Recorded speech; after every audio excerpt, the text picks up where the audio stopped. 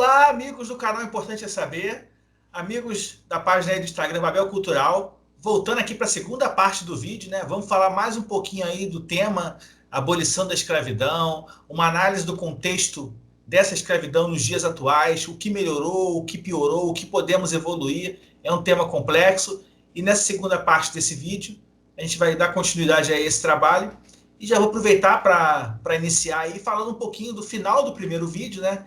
Que depois de toda aquela consideração brilhante aí do nosso amigo Cláudio, efetivamente a gente tem uma questão muito complexa que gera muitos problemas ainda nos dias de hoje, né, gente? Que é a questão da liberdade sem compensação, né? Eu acho que esse foi um dos grandes problemas do fim da escravidão. Simplesmente botar milhões de pessoas em liberdade sem uma previsão social, uma previsão de educação, de saúde, de dar meios para essas pessoas conseguirem se tornar efetivamente autossustentáveis, eu acho que foi um dos grandes erros do Império, né? Mas não podemos esquecer também que, àquela altura, gente, quando a gente fala em 13 de maio de 1888, a gente já está falando das ruínas do Império, né? O Império já havia se ruindo há vários anos. Ali já era meio que o final, né? A escravidão, podemos dizer que foi o fim da escravidão no Brasil, a gente pode dizer que foi um dos tiros de misericórdia para a existência do Império. Mas a questão é mais complexa. Tínhamos outras questões em paralelo que também já vinham influenciando muito para o fim desse Império no Brasil. E essa é uma questão também que merece até um outro estudo, um outro vídeo, porque é muito complexa. Mas então, gente, voltando aqui ao tema, uma questão que eu sempre falo quando eu estou dando aula ou quando eu estou conversando com amigos, voltado principalmente para questões históricas, é o seguinte: quando a gente tem que resolver um problema, a primeira coisa que a gente tem que fazer é reconhecer que o problema existe. A gente não consegue fazer nada se não reconhecer que tem um problema. Não adianta a gente querer resolver problemas de ligar um modo simulador e simular soluções para algo que não existe, não real, né? A gente tem que, a primeira coisa num problema é conseguir pegar, identificar o que acontece, quais são os pontos nevrálgicos desse problema, para aí sim atacar item a item. E eu acho que isso que faltou quando a gente teve a abolição da escravidão. Não podemos nos esquecer que muito disso a gente vê claramente os reflexos nos dias de hoje. Vou pegar o exemplo do Rio de Janeiro, que era então capital federal à época da abolição da escravidão, e a gente começa a ver com essa escravidão o quê? O início de um grande processo de favelização, ou seja, o negro que trabalhava, que tinha a sua moradia, não estou falando que era bom, não sou defensor da escravidão, mas quando ele sai, muitas vezes ele tinha condições de continuar na terra, mas nem sempre ele tinha. Quando ele perde essa condição de continuar na Terra, ele tem que ir para algum lugar, ele tem que sair. Até porque a história é interessante, porque tudo ela te traz uma explicação. A gente não pode se esquecer, lembrar até o nosso amigo Cláudio, que nessa época, ou seja, ali já começo do século XX, final do século XIX, a gente já tem um processo de migração para o Brasil. A gente começa a receber imigrantes italianos, espanhóis, portugueses, que vinham para competir com esse ex-negro escravizado, né? Agora o negro liberto. Porque eles vinham em busca, o Brasil para eles era um novo mundo, né? Eles vinham na esperança de conquistar, de crescer, e tinha meio que indiretamente essa competição com o negro pelo trabalho, né? O negro que já é liberto, ou seja, que vai trabalhar mediante salário, mediante renda, né? Então é complicado. E esse problema, conforme mencionado pelo Cláudio, é muito complicado quando a gente vê o Rui Barbosa sendo parabenizado por eliminar os vestígios. Não foi a solução do problema, né, gente? Varrer para debaixo do tapete nunca é a solução do problema, né? Porque ele não reconheceu que existia um problema. Ele simplesmente queimou todas as provas e a materialidade do que aconteceu até então, né? Já que era uma prática centenária no Brasil imperial, a questão da escravidão, que era, sim, um dos tripés do Império, juntamente com a Igreja Católica e com o apoio das classes mais altas do Brasil, né? Era um tripé aí que segurava o Império como vigente até então. Mas, fazendo essa consideração, passar a bola aqui para o meu amigo Cláudio para trazer agora o bloco 2, efetivamente, né? Trazer mais conteúdo, falar um pouquinho desse pós-abolição da escravidão, dessa inserção do negro na economia, na cultura, na sociedade, enfim. Amigo Cláudio, a bola está com você. Vamos continuar esse tema aí que a matéria é boa. É isso aí, Léo. Vamos lá, amigos e amigas, bem-vindos ao segundo bloco do nosso dueto. Então, uma referência importante para nós, para estudar esse tema do racismo, da abolição, da exclusão, é o Ney Lopes. Ney Lopes é um dos nossos maiores intelectuais. Ele é autor de mais de 40 livros, já escreveu dicionários, romances, contos, poesia. Ele tem uma lista bem grande de premiações pelo conjunto da sua obra. Ele é sambista, compositor, bacharel em Direito e Ciências Sociais. Especialista na diáspora africana e nas religiões de matriz africana. É carioca e é afrodescendente. Tá? Ele tem um livro, o livro Afro-Brasil Reluzente, onde ele traça perfis de 100 brasileiros que romperam com o véu do racismo, que eles conseguiram apresentar uma presença, a sua presença na sociedade. Tá? Porque o racismo, ele estabelece qual que é o lugar do negro na sociedade. E esse lugar, ele vem sempre em desvantagem em relação ao branco. A hegemonia do branco, tá? Ela se mantém na sociedade desde a época colonial. Tá? Então, a abolição desacompanhada assim, de medidas sociais, ela criou desigualdades, criou exclusão, que existem até hoje, que penalizam grande parte do nosso povo. E o pensamento conservador nega essa realidade, faz que nem o Rui Barbosa lá. Eles negam o racismo, eles acreditam em democracia racial, pois se a população brasileira é altamente mestiça, miscigenada, eles dizem que não há que se falar em racismo. Tá? E eles veem qualquer segmentação racial, qualquer separação, como nociva a uma suposta unidade nacional. Só que não existe essa unidade. Tá? Eles fazem uma confusão completa, assim, misturando o assunto da miscigenação, que é um fenômeno demográfico e biológico até, com a democratização. Tá? A democratização é um fato político. Tá? Então, é uma mistura de alhos com bugalhos aí que não explica nada. E a gente sabe, a gente vê, a gente percebe que a presença negra na nossa cultura existe em todos os aspectos aí, da linguagem, à música, na religiosidade, na culinária, e uma estratégia para tornar visível essa participação, segundo o Ney Lopes, é a afirmação, a autoafirmação de todo afrodescendente como negro, desde que ele se veja com uma relação de ancestralidade com a África e ele perceba que a sua vida ainda hoje é marcada por aquela opressão escravista que aconteceu lá no passado e que não ficou completamente no passado. A escravidão ela legou essas práticas, então, de exclusão, de invisibilidade e de branqueamento da população. Tá? O branqueamento é uma forma de eugenia. E no Brasil, por incrível que pareça, ela já foi lei. Existe um decreto-lei de 1946 que dava diretrizes para a imigração. Essa imigração, esse povo que veio, sobretudo, da Europa, né?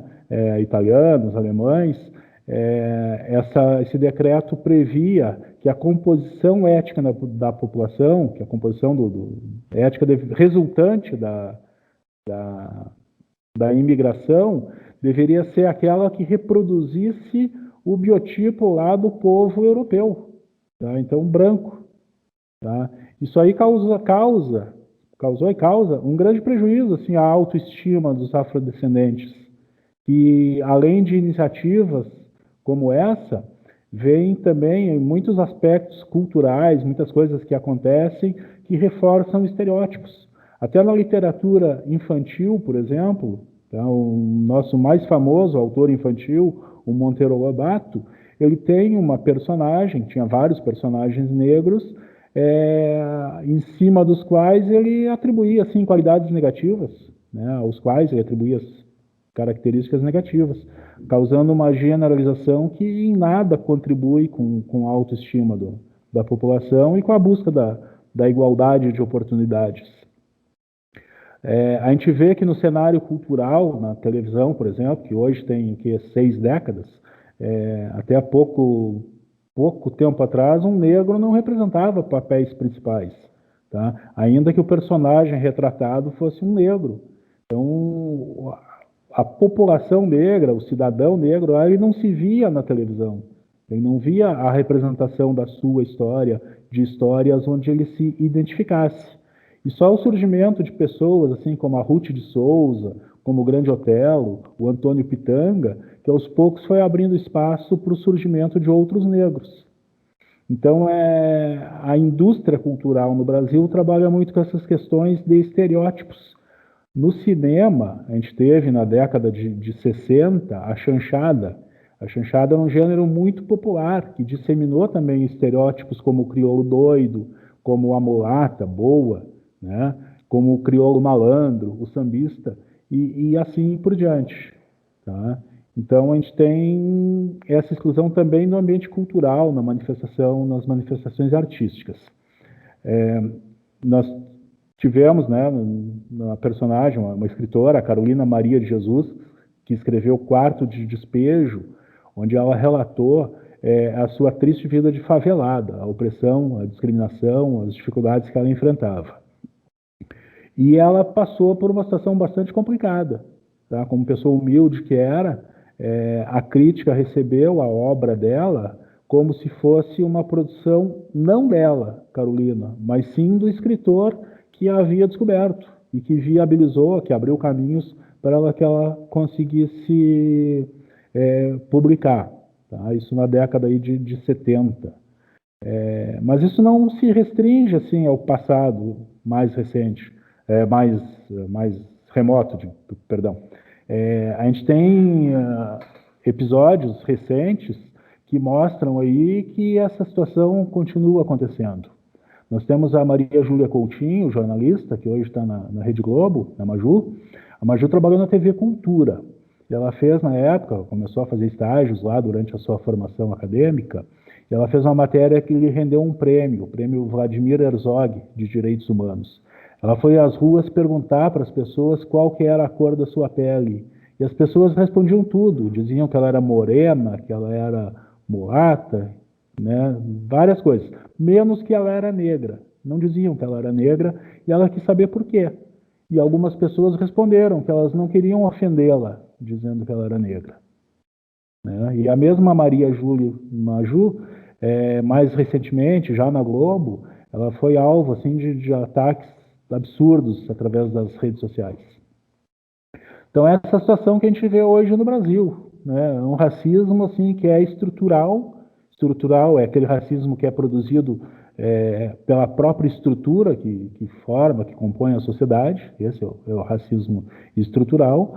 E o racismo ele é definido como práticas que são individuais ou coletivas, que tenham algum alcance, seja ele pequeno ou grande, que afirmam a superioridade étnica de um grupo sobre o outro. Tá?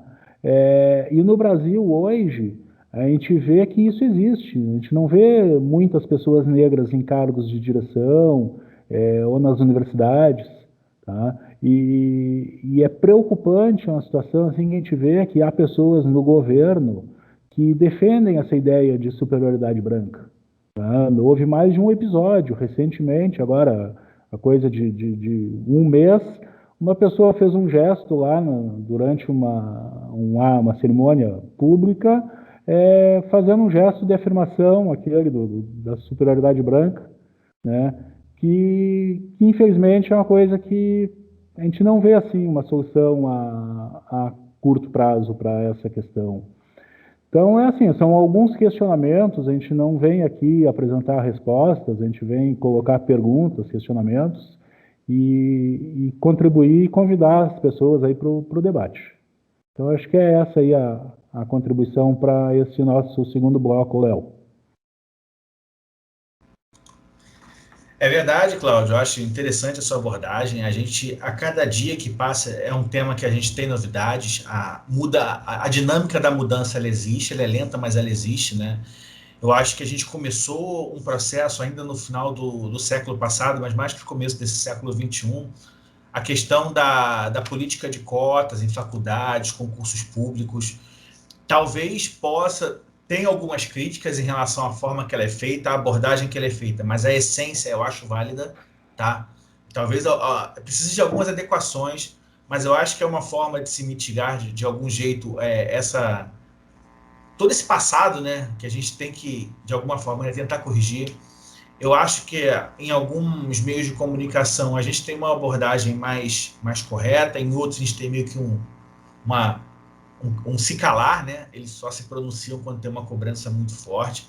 Constantemente a gente se depara com questões voltadas a esse racismo, a essa forma de se interpretar o racismo, e a gente vê pessoas que às vezes não têm conhecimento querendo falar e acaba gerando conflitos na própria internet, nas redes sociais. E vou trazer até dois exemplos aqui que eu achei bem interessante.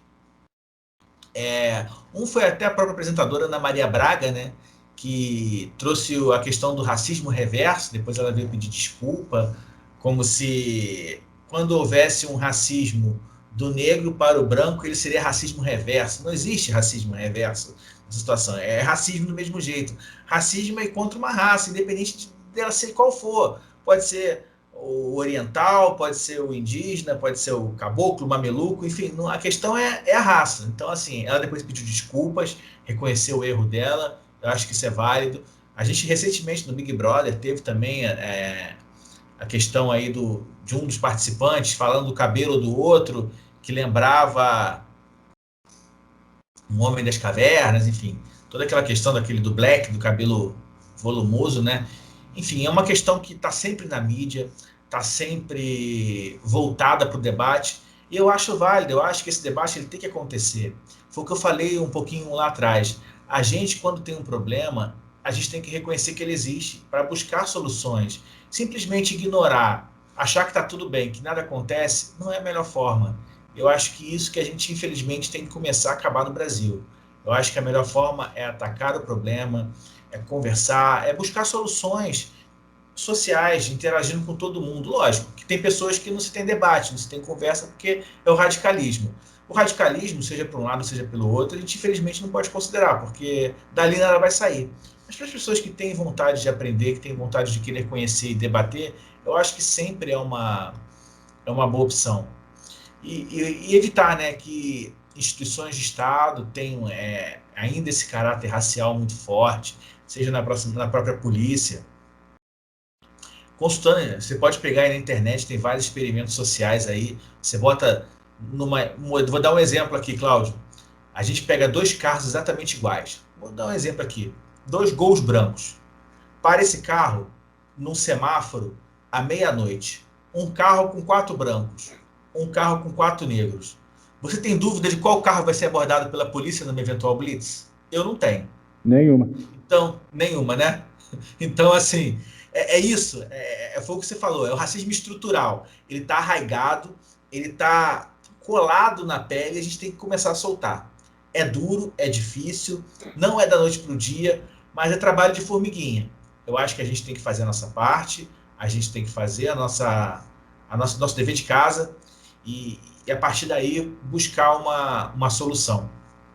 Até um outro exemplo também muito interessante de um experimento social que eu vi recentemente, pegaram duas crianças, uma negra e uma branca, e soltaram acho que foi na Praça da Sé, em São Paulo. Elas pedindo ajuda. A menina lourinha de olho azul, em 2 minutos, 4 pessoas pararam, quer que ligue para a família, para a polícia, tem telefone de alguém. A abordagem foi uma. A menina negra rodava pedindo ajuda e simplesmente ela era tida pelas pessoas como uma pedinte. E muitas vezes as pessoas sequer a ouviam. E ela não estava pedindo nada, ela apenas queria conversar com a pessoa no exame de experimento social, pedindo ajuda para tentar encontrar a família ou então alguém que pudesse ajudá-la. E são exemplos, né, assim que fazem a gente refletir, pensar, buscar uma solução. Tivemos aí no ano passado a questão do Carrefour, né, que já não era a primeira vez, já tinha tido outros eventos voltados a esse caráter racista. Enfim, será que se aquele homem que foi morto fosse um homem branco, tivesse de paletó, terno e gravata, poderia ter feito as mesmas coisas que ele fez. A questão não era essa. A questão é o seguinte: se ele fosse branco, tivesse de terno e gravata, paletó, direitinho, ele teria sido abordado daquele jeito? Ele teria sido morto? Acho que muito difícil.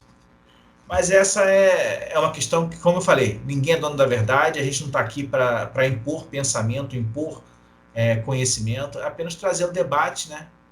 O tema que é muito complexo e que já perdura aí há mais de quase 150 anos da abolição da escravidão, e mesmo assim a gente aprende diariamente, né, Cláudio? É verdade, a vida é um aprendizado constante e nesse sentido que a gente vem aqui apresentar nesse espaço, no dueto, a nossa curiosidade sobre os assuntos que a gente vai abordar ao longo das edições. A gente não vem aqui, como eu falei, apresentar propostas, a gente vem e dar explicações, né? A gente vem buscar, apresentar questionamentos.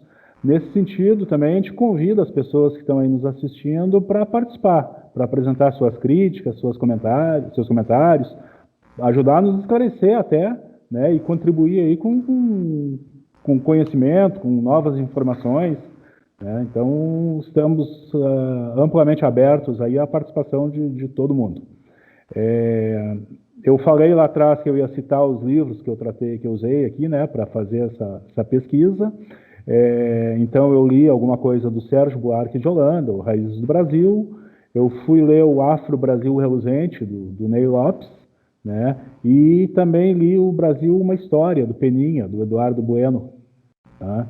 Então, assim, aceitamos sugestões também de novas bibliografias, novas abordagens, outros enfoques que ajudem a fazer com que a gente tenha aí uma compreensão mais ampla dessa questão e ajude a superar aí com o nosso trabalho de formiguinha, como o Léo definiu aí, a gente ajude a superar essa questão aí, né, que é o racismo estrutural. Sobre o espaço dueto, bom, esse espaço é do tipo A Casa é Sua, né? Então a gente convida assim, as pessoas que acompanham o canal O Importante é Saber no YouTube a visitar a página da Babel Cultural e vice-versa. Convidamos as pessoas que nos acompanham no perfil no Instagram a ir lá conhecer o canal do Léo, já dei, né, uma olhada ali, e tem conteúdos assim fantásticos. Tá? O pessoal que segue a Babel aí com certeza vai curtir. Então essa nossa hospitalidade aí é recíproca. Quero agradecer o Léo aí pela oportunidade de desenvolver esse trabalho em conjunto. Com certeza vai ser uma oportunidade de crescimento aí para a Babel, né, ao lidar com novas questões, novos questionamentos, e dizer que foi bastante satisfatória aí a nossa experiência nesse novo formato e que venham muitos outros duetos. É verdade, Cláudio. Também tem muito a agradecer aí a você, a Babel Cultural. Acho que a ideia do dueto é trocar conhecimento, transmitir conhecimento e troca de inscritos, assim, na questão de conhecer, né? De ter afinidade em temas, eu acho que é muito importante. Acho que tem tudo para dar certo. Acho que mês que vem o nosso foco, até bom explicando aqui nesse momento, é sempre trazer um tema que tem a ver, né, de algum motivo com aquele mês que a gente está vivendo. No caso da escravidão, tinha total ligação com o dia 13 de maio, né? Então, assim, a gente quis trazer o tema por conta da data e assim por diante, mês a mês trazer um tema, conversar, debater. Daqui a 2 semanas já estaremos em junho. Então, assim, verificar um tema importante, um tema que tenha muito caráter social, caráter político, caráter econômico do Brasil, trazer no mês que vem, em junho, aí também, fazer uma abordagem nesse sentido, e aí aos poucos ir evoluindo, e aí de repente, conforme for surgindo a demanda, a gente pode ir reduzindo o espaço para os encontros, reduzindo o tempo entre um vídeo e outro, entre uma apresentação e outra, enfim. Aí é uma questão de futuro. É um projeto piloto, é uma ideia que surgiu num bate-papo nosso, entre conversas no próprio Instagram, já que eu conheci o perfil da Babel, me inscrevi com o meu canal no Instagram também, do Importante é Saber, houve a reciprocidade do Cláudio, e a partir daí a gente começou a interagir e a rascunhar o que seria esse primeiro encontro. Então, gente, muito obrigado. Na descrição do vídeo no YouTube e na página da Babel vai estar todos os Instagrams de ambos da página, do canal, todas as mídias sociais que a gente tem, e vamos deixar aberto temas temas a serem propostos, debates, conversas, enfim. A gente está aqui para somar, para acrescentar. E quem não segue a página do Babel Cultural, segue lá. Quem não segue o canal do YouTube, o importante é saber, se inscreve, deixa o like, compartilha. Quanto mais gente a gente conseguir trazer para dentro desse projeto, mais fácil fica e mais rico fica em termos de conhecimento e motivação para a gente. Eu acho que o motivacional é muito importante e o nosso foco é esse. Muito obrigado a todo mundo e a gente fica por aqui nesse primeiro encontro. E esperem que mês que vem teremos novidades. Muito obrigado, gente, e até. Até, Cláudio. Até o próximo dueto. Até o próximo dueto. Isso aí. Valeu.